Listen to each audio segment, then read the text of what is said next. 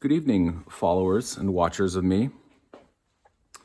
I'm kind of in a down mood. I think I'm sad that Kobe Bryant died and some other stuff kind of happened at the same time, so I'm a bit down, but I'd still like to record a video for you, so just being real. Hashtag being real. That's stupid, probably already taken. But the reason I'm recording this video is because I mentioned in a previous video that a bunch of the stuff I bought at an estate sale last weekend smelled like cigarette smoke, and it's very unfortunate. And I can show you again to remind you. So basically everything in this pile right here, all of these books, and we can disregard this plate, but all of these books, spent about $50 total on these. These all reek of cigarette smoke. And I was watching a video today on what to do if the stuff you have smells like cigarettes and trying to sell it on eBay. And the consensus was, unless it's a high value item, it's not worth it. And moreover, if I were to put those things away, they would contaminate everything else in that box and make that smell like smoke. Unfortunately, over the weekend, I did a bunch of photography and I photographed this thing. I haven't talked about this yet, but it's this Bluetooth AT&T cordless phone set that is very nice and will sell for about $100. But now it'll probably sell for half of that because it was from that house. And I had it in my box called Small Electronics, or Electronics One rather. And it was sitting in here with all of this stuff. Now it was only sitting in there for 1.5 days. So I opened this box, I'm gonna let this air out because God forbid anything else in here smells like cigarettes. I made sure to get every single cable and every single cord out. And when I list this, I'm gonna be 1,000% transparent about the fact that this comes from the house of a smoker. Now this is a fairly new item. I think it came out, 2 years ago? Maybe even a year ago. So it shouldn't smell that bad. And then there's ways that one can, use ozone thing to get rid of the smell or just deal with it. If this is gonna be the central hub and then these will be spread throughout the office or the house, you're not gonna smell cigarettes when you put this up to your ear. Now we gotta think about people's allergies. If they're allergic to cigarettes, then of course no one's ever gonna purchase this. But I'm gonna be 1,000% transparent in the fact that this came from the house of a smoker. It's unfortunate. I lost $80. This might sell for around that, so I'm probably gonna break even on that, but it's a crappy situation to be in. All that being said, it wasn't a bad day. I got some decent eBay sales that I'm about to pack up and show you guys. Whoop, sideways for a second. Okay, first things first is I sold this digital picture frame, this kind of new old stock talking photo album. Let me turn this around. So this is an estate sale pic from about 6 months ago. It is new old stock, and what it means is like you put your photos in here. It's like an old photo album, but you can record audio to go along with the photos. You can kind of talk about your memories. Obviously, make voice recordings of your memories to play back with photos, which is really cool. This digital photo frames don't do that.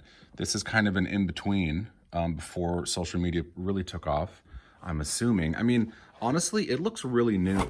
Like newer, I'm thinking 20 years old, 1999. So I was wrong, but it's still fairly new in the grand scheme of things. So second thing I sold is this little, and I've shown this on one of the videos, I think. It's in here somewhere. Hopefully it's in this box. You know what? I don't think it is. I think it's actually in one of these boxes over here. I think it might be in ink new in box. Now, ink/new in box is kind of a misnomer because I don't really store ink in it anymore.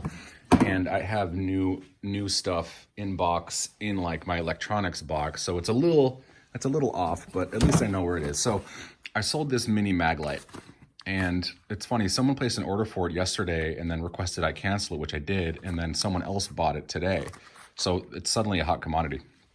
So I sold that and I sold that. And the other one I have to put my phone down to show you guys, which actually sold in the middle of me recording a video yesterday. Okay, if you can remember, this is the container that I'm keeping all of my stoneware in with the biodegradable pop packing peanuts. What sold is this pear and grape M.A. Hadley vase, pitcher. This thing is a beaut. It is absolutely stunning in design. You can tell that it's handmade by the mistakes in the handle here. See how it's kind of going at an angle? And this nice detail of this little, like you can just see the person's thumb or finger just kind of went down here and made this little indentation in the top. It's connected down here. Beautiful paint job, beautiful glaze, flawless picture. Now, I'm not a big stoneware nerd, but I can appreciate fine things. And there's her signature, M.A. Hadley. So this is going to take some care to pack up, and I will show you guys. I'm probably going to do a time lapse on this again because that was fun to record the other day. We'll see. I'm not in the best mood tonight. I'm not mad, I'm just kind of sad. So I might just pack it up and show you guys the after. You'll find out in a second.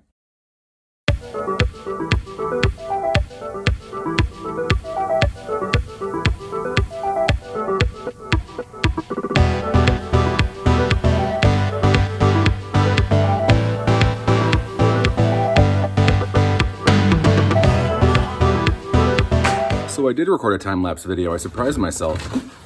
I was going to record the time-lapse of me packing up this ceramic, but I wanted to show you guys something to pay attention to when you're shipping stoneware.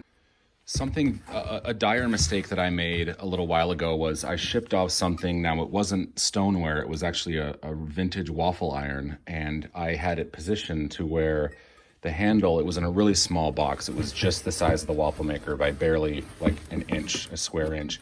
And when it shipped, the postal worker was really rough with it, and the handle ended up shattering. And it was really sad because the lady who was buying it because when she was a kid, each one of her siblings, when they'd go to visit their grandma, she would make them waffles on this waffle iron, this specific model.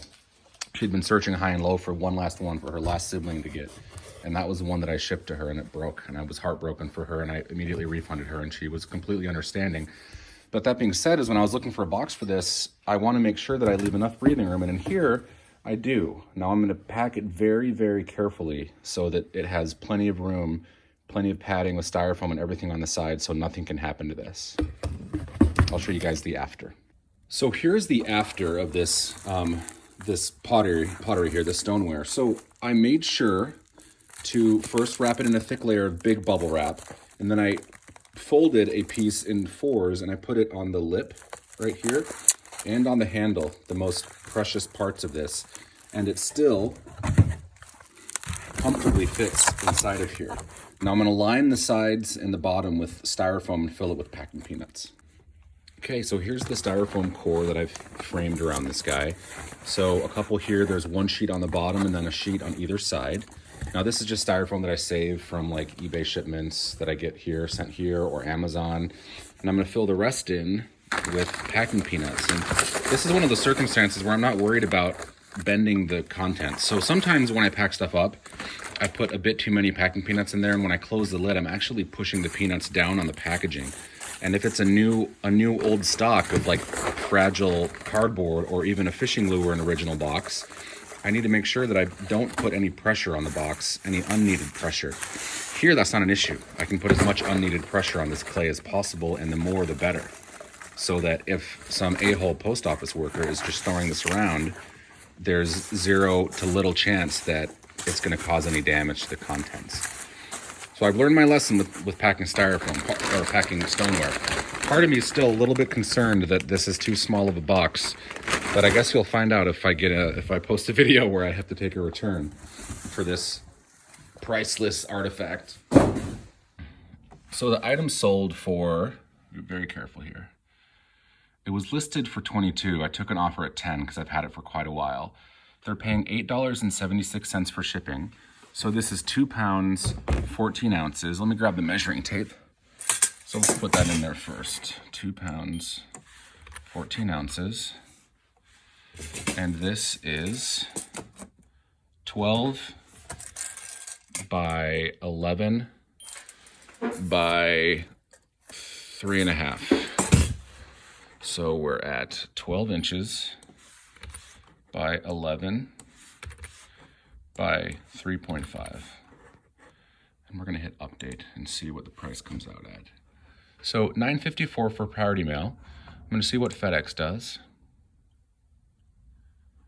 So FedEx, we're looking at $9.67 or $10.28. So post office is actually the best rate. Last but not least is that Hadleyware pitcher that I sold.